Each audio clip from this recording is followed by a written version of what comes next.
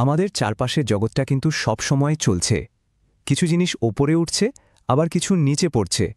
কিন্তু কখনো কি ভেবে দেখেছেন এই সব কিছুর পেছনে নিয়মটা আসলে কি? চলুন আজ সেই রহস্যটাই সমাধান করা যাক। এই যেমন ধরুন, একটা বল যদি ওপরের দিকে ছুড়ে দেওয়া হয়, ওটা কিন্তু সবসময় নিচেই ফিরে আসে, তাই না? কিন্তু কেন কেন ওটা ভাসতে থাকে না বা সোজা সামনের দিকেই চলতে থাকে না? আবার অন্যদিকে দেখুন, রকেটের মতো এত ভারী একটা জিনিস কিভাবে সব বাধা কাটিয়ে সোজা আকাশের দিকে উড়ে যায়? দুটো ঘটনা দেখতে একদম আলাদা হলেও বিশ্বাস করুন, এর পেছনের ব্যাখ্যা কিন্তু একই সূত্রে বাঁধা। আর এই সব রহস্যের চাবিকাঠি আমাদের দিয়ে গেছেন স্যার আইজ্যাক নিউটন। তার দেওয়া মাত্র ৩টে সহজ সূত্রই আমাদের বলে দেয় যে কোনো বস্তু কেন আর কিভাবে নড়াচড়া করে। চলুন তাহলে আমাদের অনুসন্ধানের প্রথম সূত্রটা দেখা যাক। এটাকে বলা হয় জড়তার সূত্র বা ল অফ ইনার্শিয়া। এটাই কিন্তু গতির জগতের একদম মূল ভিত্তি।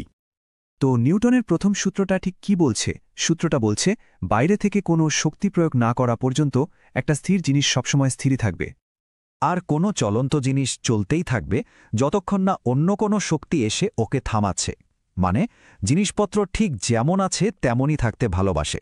বস্তুর নিজের অবস্থা ধরে রাখার এই প্রবণতাকেই বলে জড়তা। কিন্তু আমরা তো জানি যে জিনিসপত্র স্থির থাকে না, নড়াচড়া করে। তাহলে এই জড়তাকে ভাঙার উপায় কি? এর উত্তরটাই লুকিয়ে আছে নিউটনের দ্বিতীয় সূত্রে। এই সূত্রটা আমাদের বুঝতে সাহায্য করে যে বল প্রয়োগ করলে ঠিক কি হয়। সূত্রটা শুনতে একটু কঠিন লাগতে পারে, কিন্তু এর মূল ধারণাটা খুবই সহজ, আর এটা আমাদের প্রতিদিনের অভিজ্ঞতার সাথে সরাসরি জড়িত। ভাবুন তো, একই শক্তি দিয়ে একটা ছোট ফুটবলকে ধাক্কা দেওয়া হলো, আবার একটা ভারী পাথরকেও ধাক্কা দেওয়া হলো। কোনটা বেশি জোরে নড়বে? অবশ্যই ফুটবলটা। কারণটা হলো বস্তুর ভর। আর এই সম্পর্কটাকেই একটা অসাধারণ সহজ আর শক্তিশালী সমীকরণে প্রকাশ করা যায়, F=ma। এটা সম্ভবত পদার্থবিজ্ঞানের সবচেয়ে বিখ্যাত সূত্রগুলোর একটা। এখানে F হলো ফোর্স বা বল, m হলো মাস বা বস্তুর ভর, আর a হলো অ্যাক্সিলারেশন বা ত্বরণ, মানে বস্তুটা কত দ্রুত গতি পাল্টাচ্ছে। সহজ কথায়, যত বেশি বল তত বেশি গতি, আর যত বেশি ভর একই বলে গতি তত কম। সিম্পল। আচ্ছা, আমরা এখন জানি বস্তু কিভাবে নিজের অবস্থা ধরে রাখে আর বল কিভাবে সেই অবস্থা পাল্টে দেয়। কিন্তু প্রশ্ন হলো, এই বল জিনিসটা আসে কোথা থেকে? আমাদের শেষ সূত্রটা এই রহস্যটাই সমাধান করে।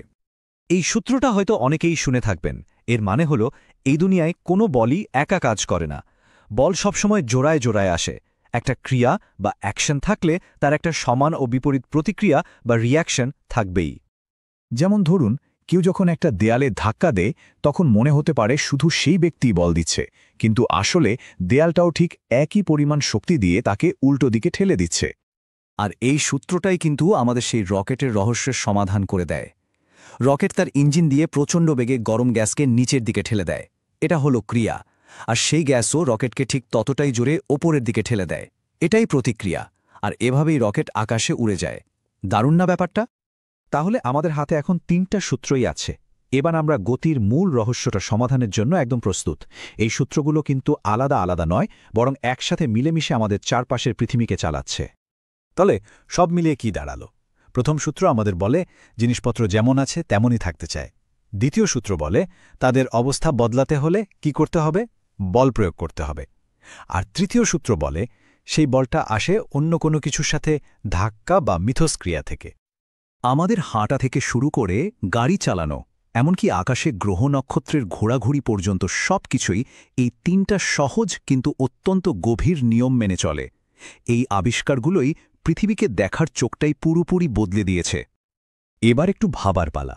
আমাদের দৈনন্দিন জীবনে এমন আর কি উদাহরণ খুঁজে পাওয়া সম্ভব যেখানে নিউটনের এই ৩টি সূত্র নীরবে কাজ করে চলেছে? উত্তরগুলো হয়তো আমাদের চারপাশকে নতুন করে